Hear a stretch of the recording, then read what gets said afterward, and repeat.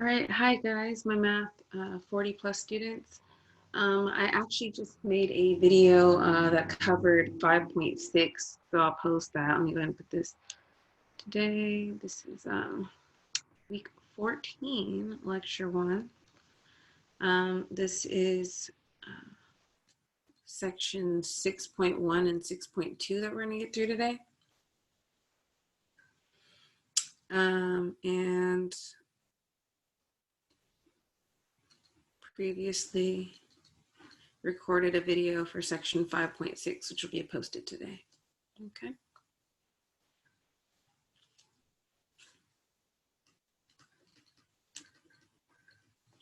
All right. So getting into chapter 6, we start talking about inverse trig functions. So we've actually kind of looked at this a little bit in the past, but not in a horrible amount of detail. So just like a quick example,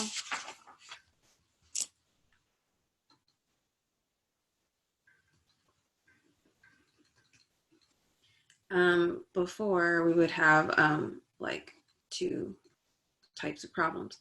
Let's try sine 30 degrees.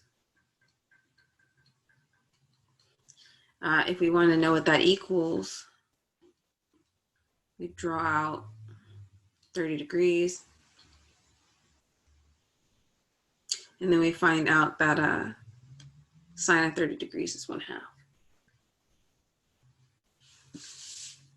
Okay.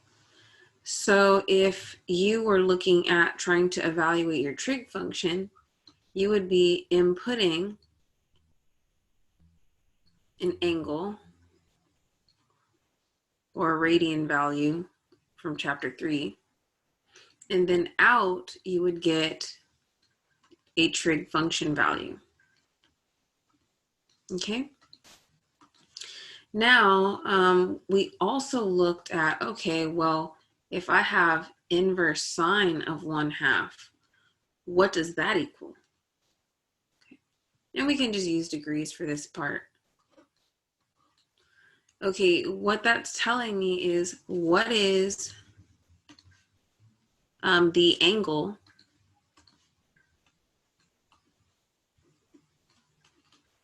or radian value,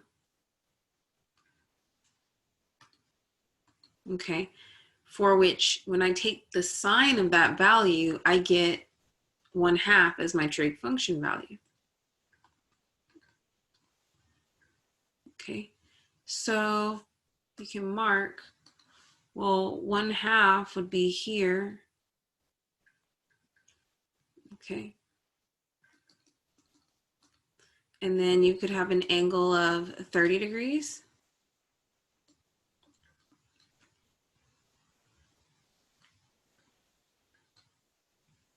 Or you could have an angle of 150 degrees. Okay. And let me be more specific because we're going to find out that when you're trying to answer this question, you're only going to use 30 degrees. Okay. We're going to talk about domain restrictions today.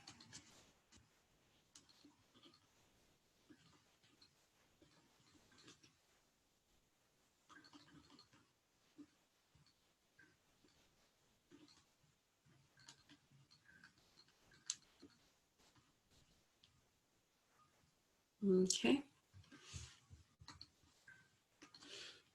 Now, when you would actually get two values for this, it would be like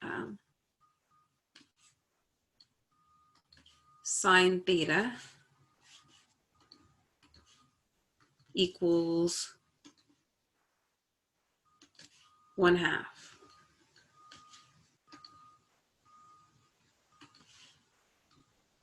Find theta values. Okay. In, I believe it was chapter 2, when we were finding these theta values, we were given bounds for theta.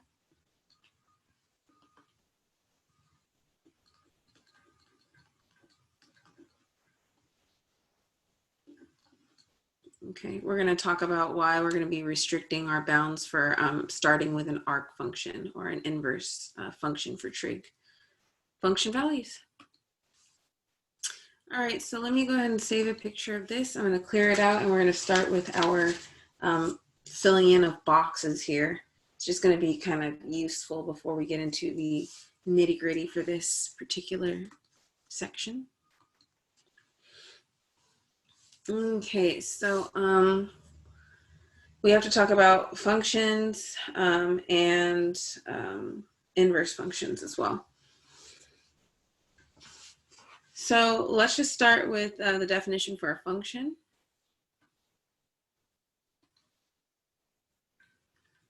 For a function f, which would be referenced f of x, every element x in the domain corresponds to one and only one element of y, okay, for the range. Now, visually, if I have a line as my function f of x, what this is saying is that in order for it to be a function, if I choose an x value, it should only have one y value corresponding to it. Okay.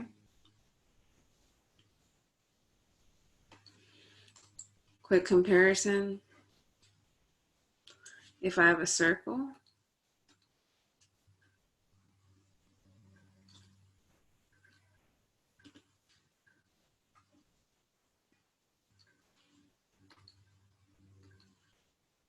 okay, that's not working. What's going on here? Hold on a second. Let me just do this.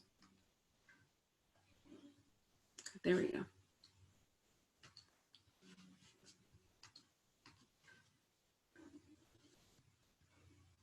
Okay, so if I have a circle, if I were to choose an x value, I find that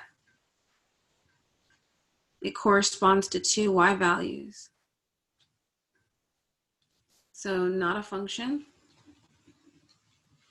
This one is a function. Okay.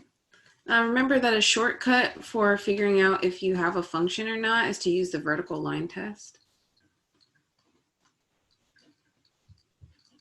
If you can run a vertical line through your function and there are no overlaps, then you know that you have a function indeed.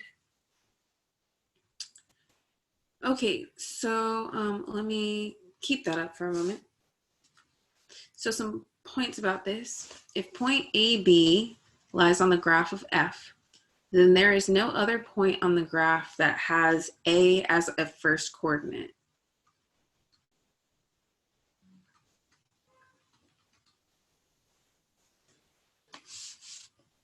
Okay, so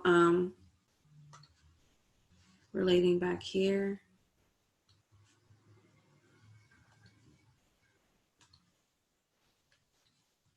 Let's say that the A value we choose is here.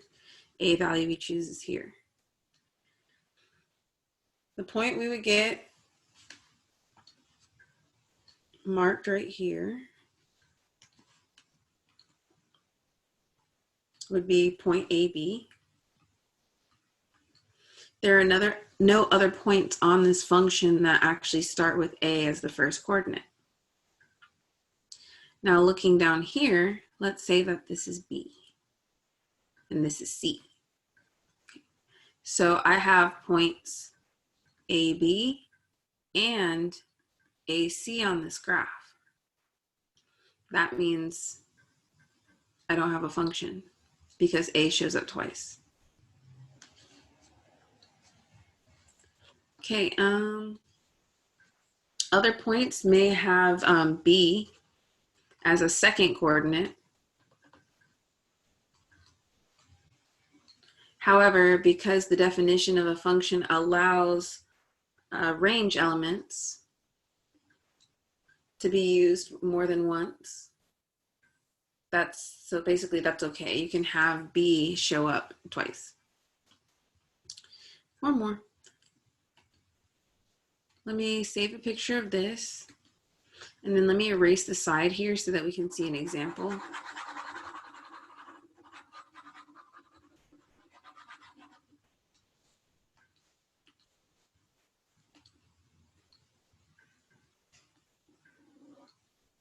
Okay, I'll do my best to draw a parabola here. It's gonna look really ugly though because of the whole plotting issue here. Say I have a parabola. That's fine.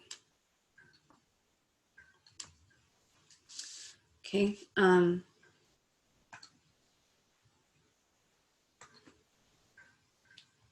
We'll call this value here for y, b. So we have a point here and a point here where the y value is b.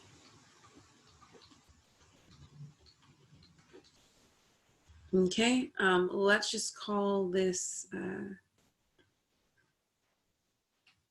A and call this C. So point AB and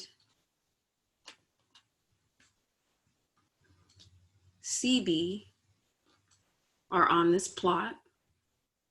Do we still have a function? Well, yeah, we passed the vertical line test when we try. That's the first thing. So just note, if your B value shows up more than once, that's okay. Still a function.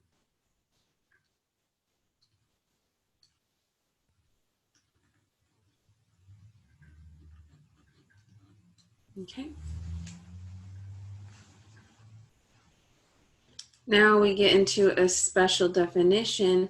If a function is defined so that each range element is used only once, then it's called a one-to-one function.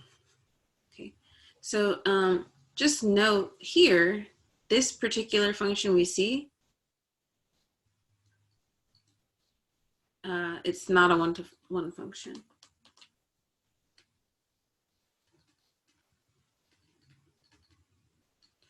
The reason it's not one-to-one is for this bullet point here. So a function is one-to-one if every x value corresponds to one y value and vice versa. Okay, so kind of think if I were to split this particular parabola right down the middle, okay, and then I say, okay, well, I'm going to have this part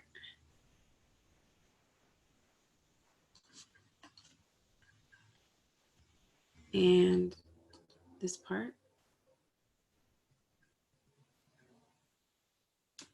Okay, together, this function is not one-to-one, but if I actually split up the function into two different functions, then I find that each piece will be one-to-one. Okay. So a little bit more with this before I continue forward. Okay, so let's look at the stuff in yellow, for example.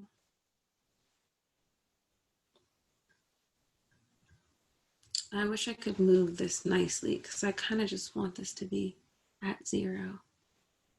Oh well.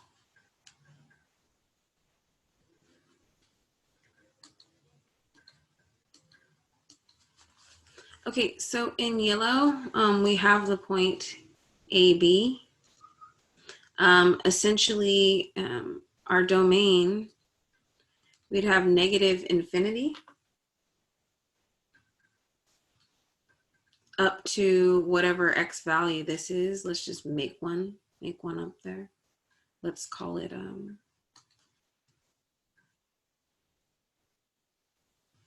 we'll call it L.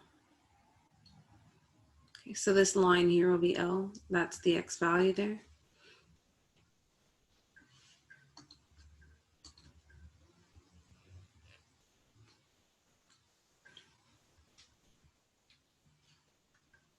Okay. If you look at the green part, sorry, the blue part, too many colors. Okay, we have the point CB on the graph, and the restricted domain in this case would be from L up to infinity.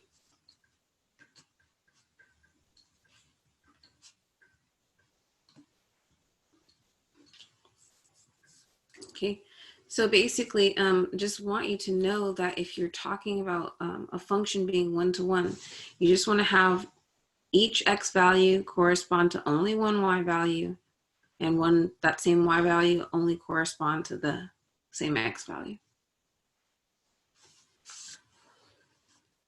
All right, let's continue. Let me save that and clear it out.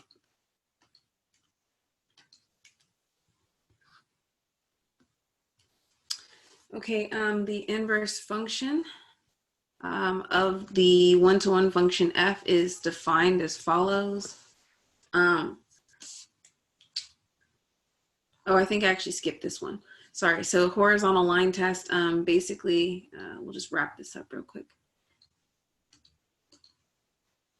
To test a relation to see if it's a function, use the vertical line test.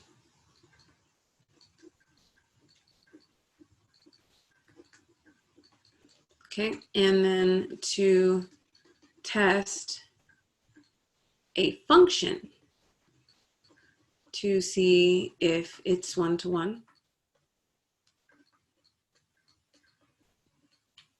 you use the horizontal line test.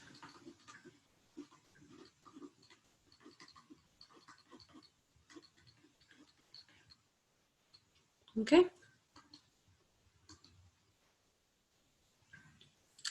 All right, clear that out. Now, essentially, here's the rule for an inverse function. If the point AB shows up on the plot of f of x,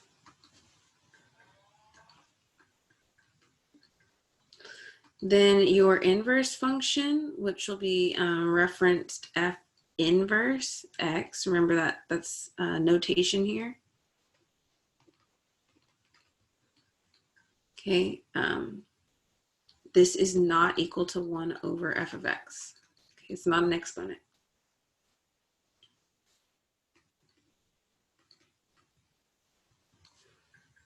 Okay, save that picture, erase this. Okay, so if point AB is on your original function, and your function is one-to-one, then its inverse function will contain the point BA. Okay, now let's make this a little more colorful here. For the domain,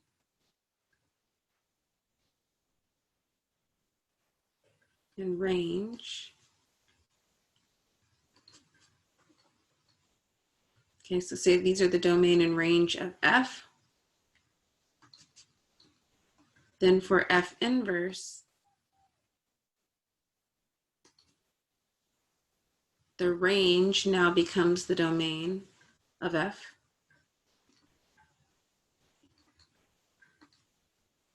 And the domain becomes the range of f.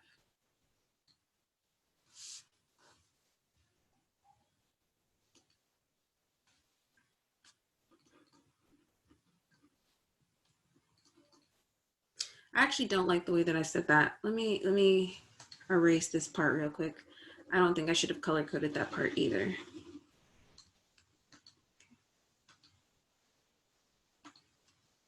Let me just put it in words real quick.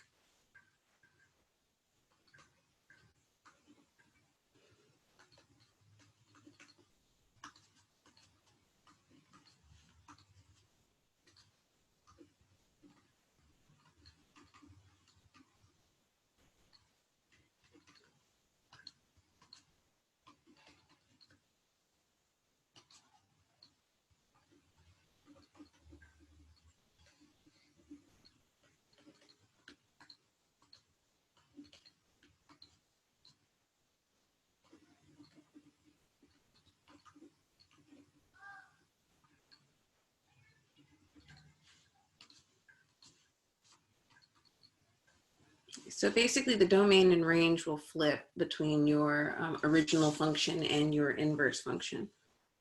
Okay, so, all right, let's go ahead and clear that out. And quickly, this part is just saying, don't confuse a -1 with a negative exponent. Remember, F inverse x is how that is read. F inverse x. And it is not equal to 1 over f of x.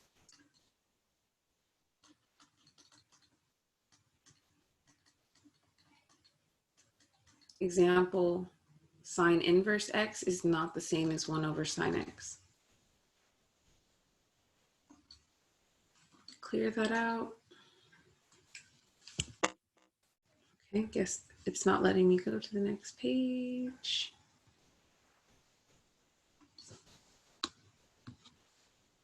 There we go.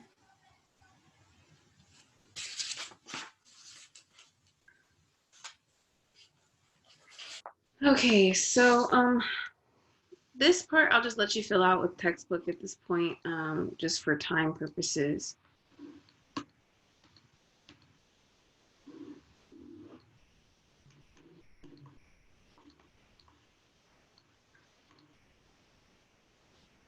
You can find the textbook on MML. Basically, this is a lot of the stuff I just talked about. I guess I got ahead of myself a little bit.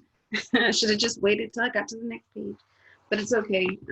Basically just saying that the domain and range flip for your inverse function and the original function, and then tells you how to solve for your inverse functions. Okay, let me clear this. One more thing I do want to say about this. See page 254 for a great diagram about the way a restricted trig function is going to look.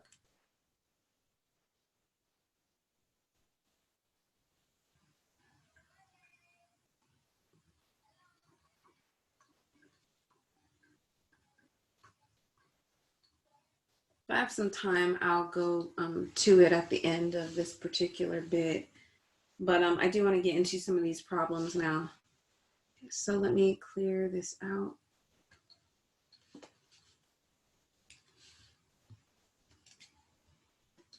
All this back and forth. Okay, there we go. Okay, so essentially, and I guess this is a good time because it's going to make more sense if I do so. Hold on, let me pause for a moment. Okay, here we go. So this is that page I was telling you guys to reference. It's just going to make some more sense when we start going over the, problems in a minute. So here, this is actually the function in black, y equals sine x. And we're going to be looking at its restricted domain and range before we can get an inverse function for it. Basically, kind of think, what is the current domain of our function sine x unrestricted? Well, its domain would be -infinity to infinity. Those are all the x values for which that function is defined, okay? What would the range be? Well, the range, the minimum value is -1. You can find a defined value with y equals -1. And then 1 is the maximum. Okay, so this is unrestricted. Now, to make a one-to-one function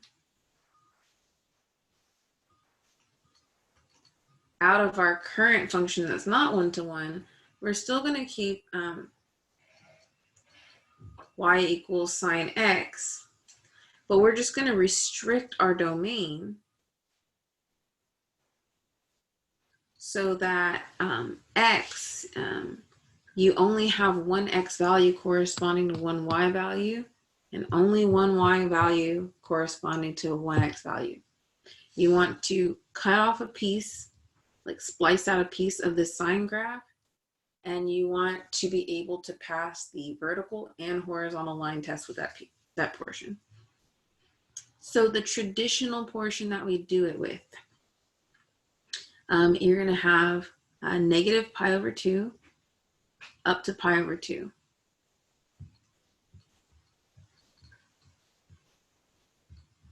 And you will include those n values. Okay, so your domain now restricted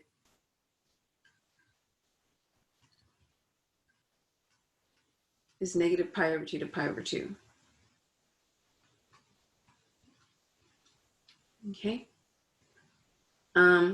Your range, min value, -1, max value, 1.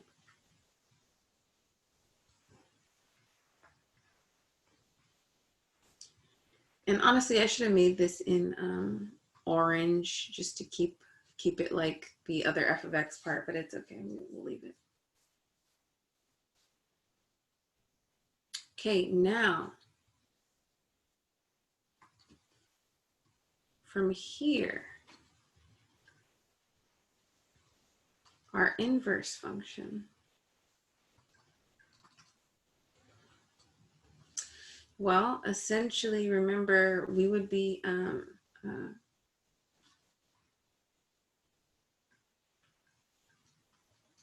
looking at y equals inverse sine of x.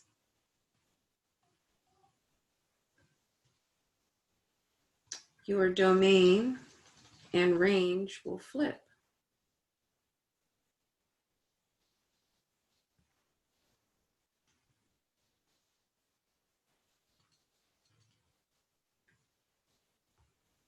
Okay, so this is the domain and range for your arcsine function.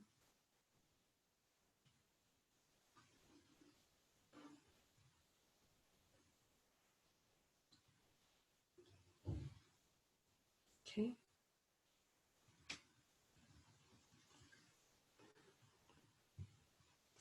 So this little piece,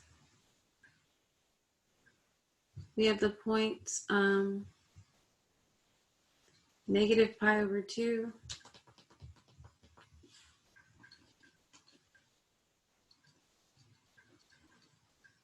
-1, 0, 0, and pi over 2, 1. There's a few other in between that are going to be useful to look at later, but essentially these are the points that are on our original sine graph. So then the points that would be on our inverse function would be -1, negative pi over 2, 0, 0, and 1 pi over 2. Domain range flip, your x and y values flip. Let me save a picture of this. And then I'm going to clear this out.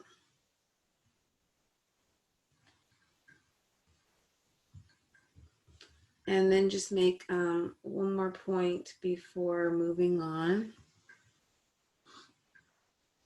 Okay, so remember that restricted portion that we had? Here's negative pi over 2, -1, 0, 0, and pi over 2, 1.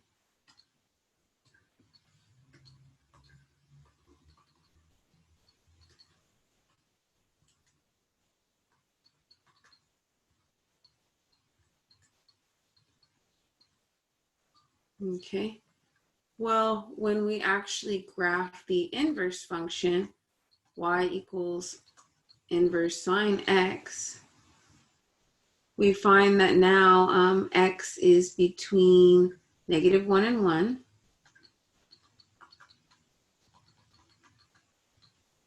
Okay, before y was between -1 and 1. Now y is between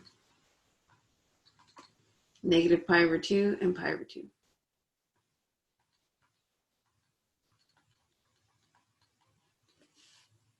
Okay, you can actually find the graphs of all these arc functions at the back of your book, the end material.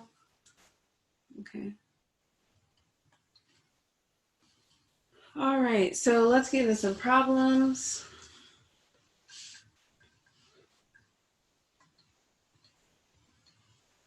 I'll take a short break after the first problem just to check in and make sure everything is going okay. Let me do a new share here.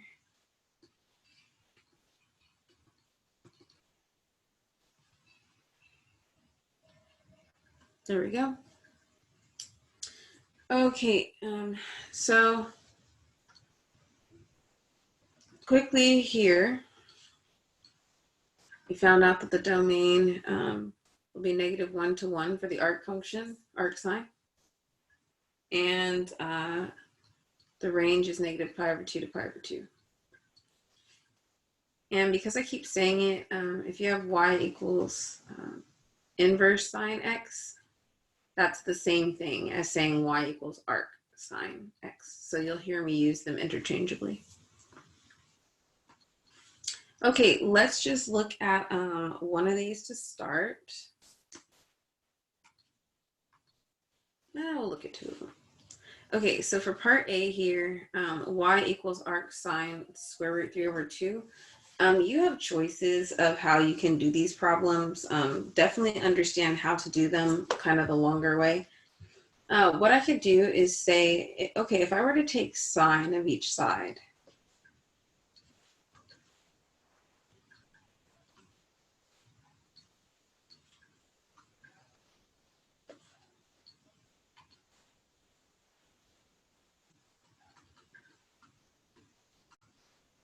okay, then what I have here is sine y equals square root 3 over 2.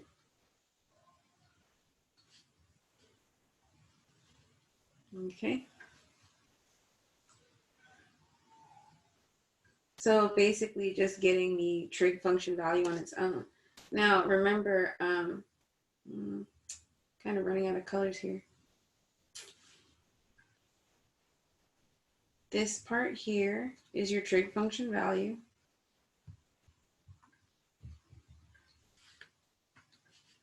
And this part here is your angle or radian value. So we're saying for what angle or radian value when we plug that into sine, when do we get square root 3 over 2 as a trig function value? Okay. Essentially what you want to do, draw this out.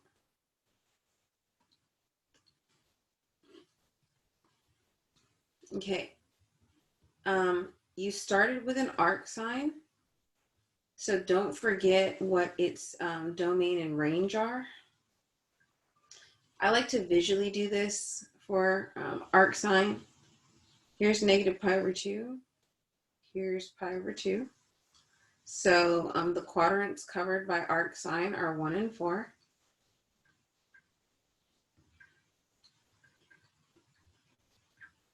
Okay. Square root 3 over 2 would be up here somewhere. And then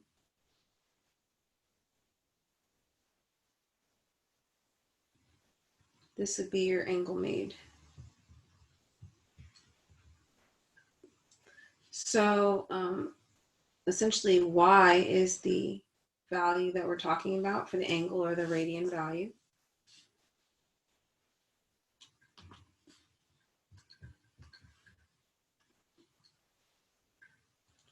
So essentially y is going to be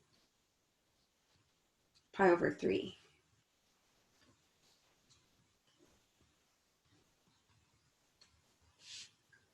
Okay. So for what angle or radian value, when we take the sine, do we get the trig function value listed here? I like to try to color code this section because it can be a little confusing.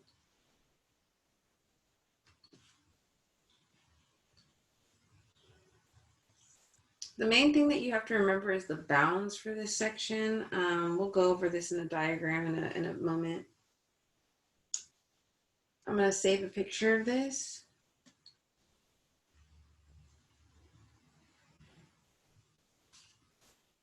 And then do one more problem on this page.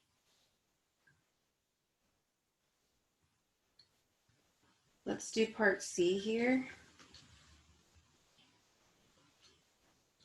We're going to start off the same way. I'm not going to color code it quite as much just to make it a little faster. So you have y equals sine inverse of square root 2.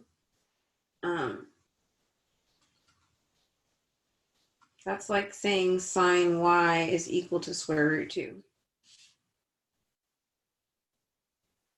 Okay, but remember, identify where your trig function value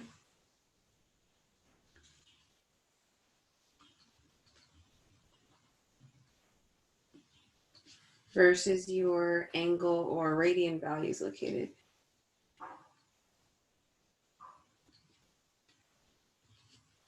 Okay. Put your restrictions there if it's more helpful. There's two ways you can think about this. For one, negative pi over 2 to pi over 2. Those are going to be the bounds for y.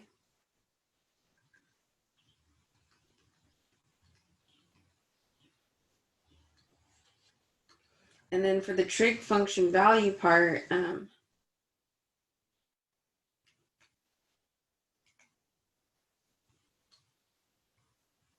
have negative 1 up to 1.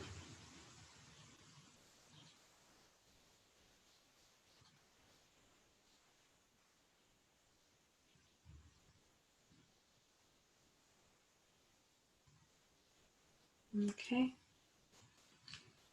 This part, if it helps you can just think domain instead of thinking x, since you don't see an x here.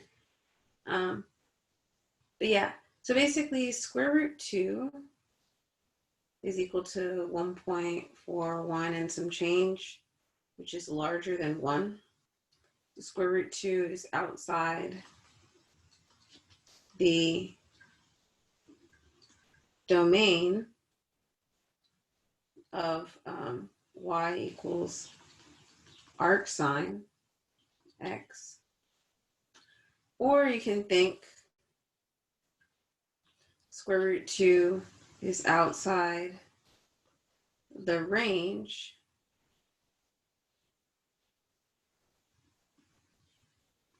of y equals sine x. Okay, so for this particular problem, no solution. To be more appropriate, if it exists, does not exist. Last thing, the real number y part. If you see that, that means use radians in your answer.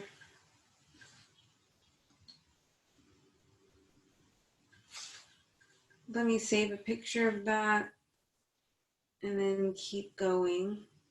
I think what I want to do, there's still a few more problems I'd like to get into that I might still have some time to do. But I'm going to skip to page 6 and fill out the table first. It'll help us to hasten things next time.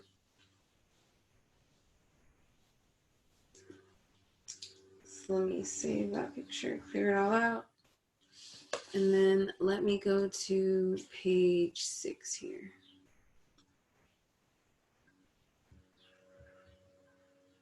Okay, I want to fill out this chart and we can use this chart for next time.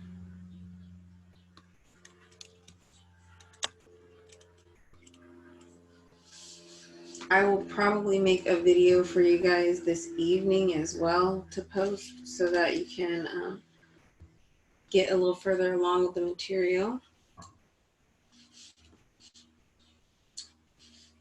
Okay, so for this part,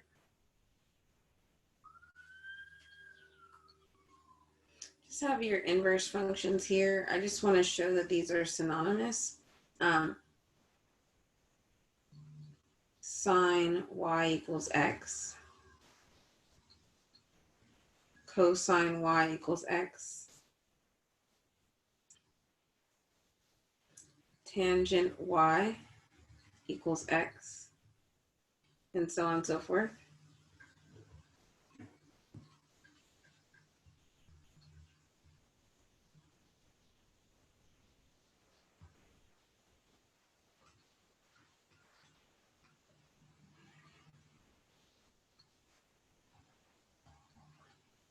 Okay, and then you can think about domain and range just in terms of the x and y values. Essentially, the x part is your trig function value.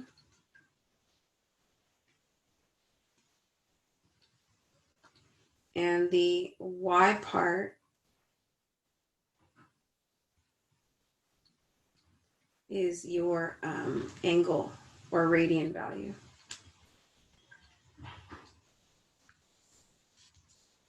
Okay.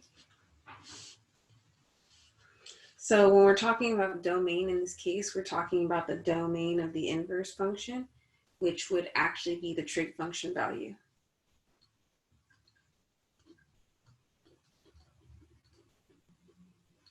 Okay. So for your sine inverse function, domain is -1 to 1. And then the range is going to be the angle or radian value. We found out for sine inverse, that's -π/2 to π/2. And the quadrants of the circle that includes are 1 and 4. So visually, quadrant 1 and 4 is -π/2 up to π/2. I'm going to mark clearly that we will include the endpoints there. That's why we have these brackets. Let me just go over the other bounds decently quickly. We have for cosine inverse, -1 to 1. We'll find that that one is shifted. The interval is going to be 0 to pi, including the endpoints. You're going to use quadrants 1 and 4. Sorry, 1 and 2.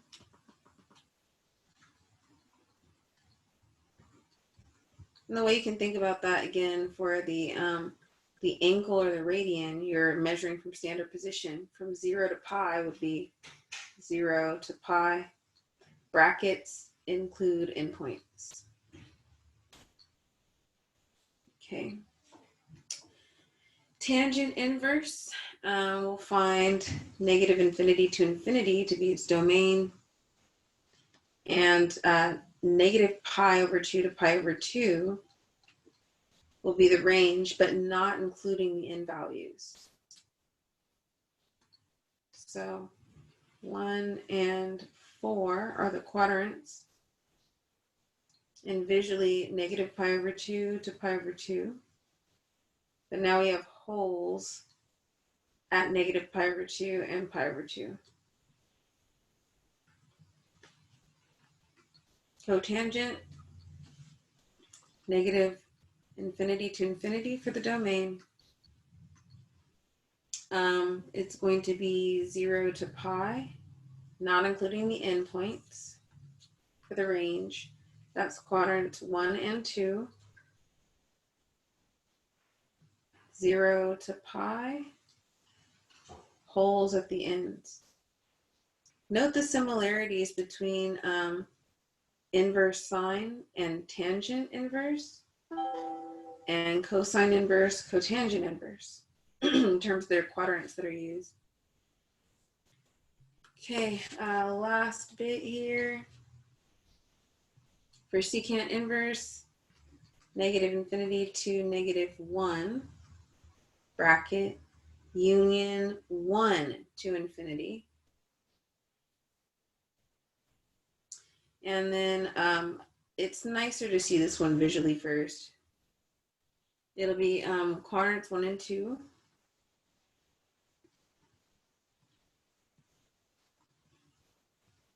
It's going to be from 0 to pi, but there's going to be a break in the middle.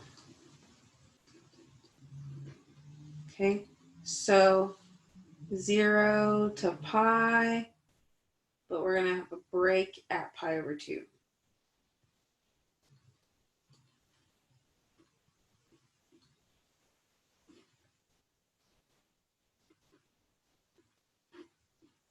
Okay.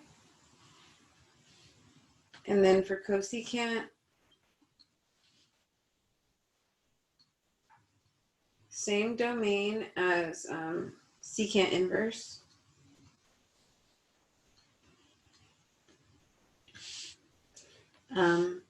Range, we're going to be using negative pi over 2 to pi over 2. But there's going to be a break in the middle.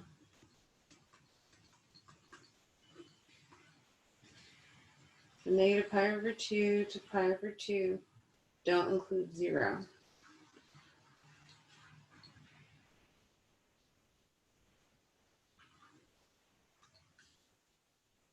Okay.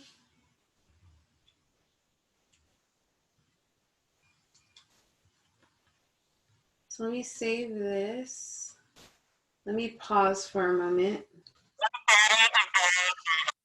Phew. Okay, so I actually skipped forward a little bit and did the chart on 6-6, which I think will be helpful for understanding the problems I'm about to do. I'm just going to go through select problems from classroom 2 and classroom 3 examples. And then I will actually continue this in a separate video a little bit later. So we'll end with 6.1 today, not the entire thing. All right, so we did classroom example 1.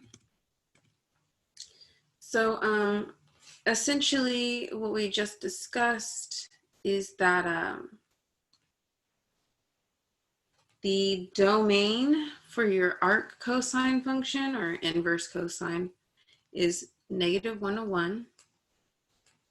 And your range is going to be 0 to pi. I want to make note that there is a typo in your note guide. This second problem should say y equals cosine inverse 1/2.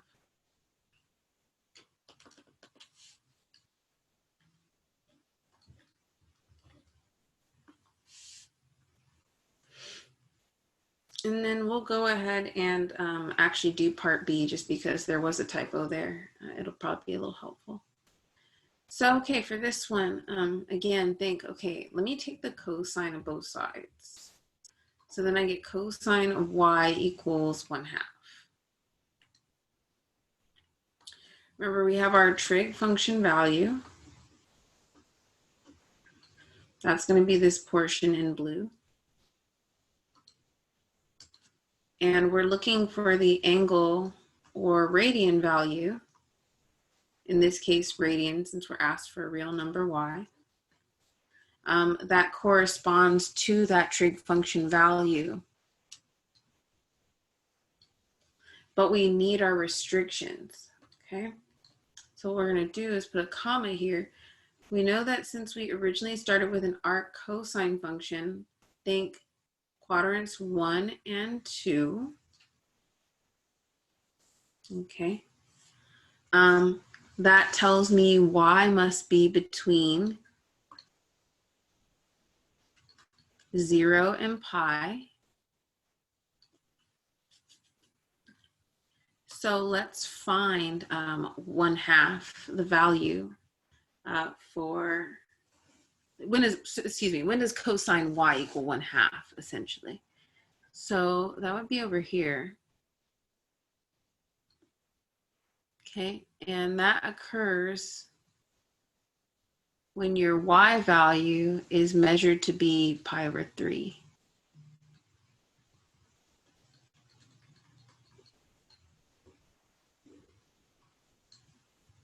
Okay. Let me save a picture of that.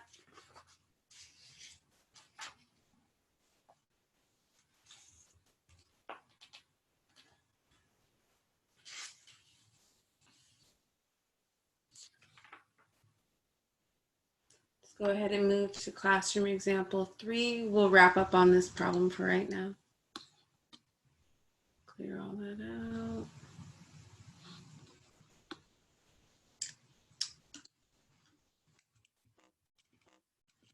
Oh, come on.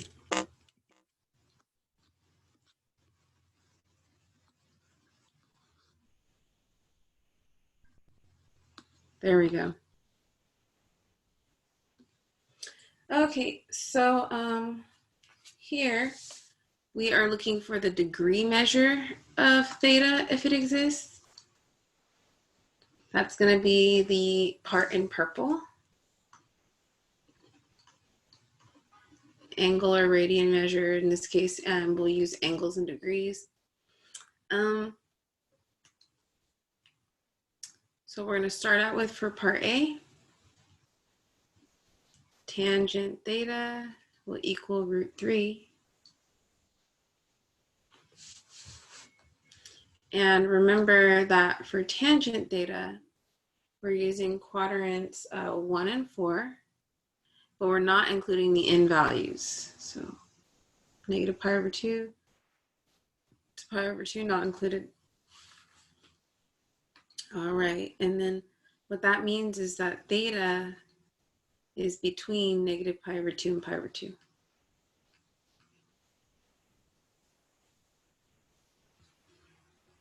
Now for this, I like to teach you guys a little algebraic manipulation for this. Remember, square root 3 is square root 3 over 1.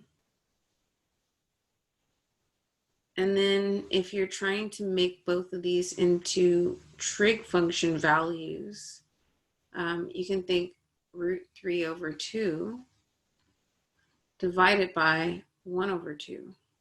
So I just took the numerator and denominator and divided by 2.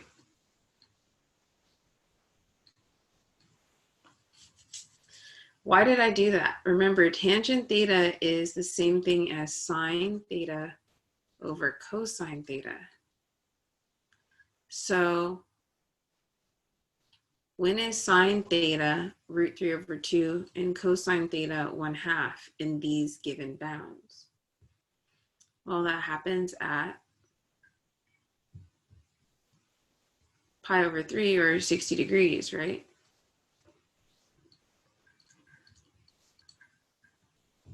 Okay, so what that means is that theta is equal to 60 degrees.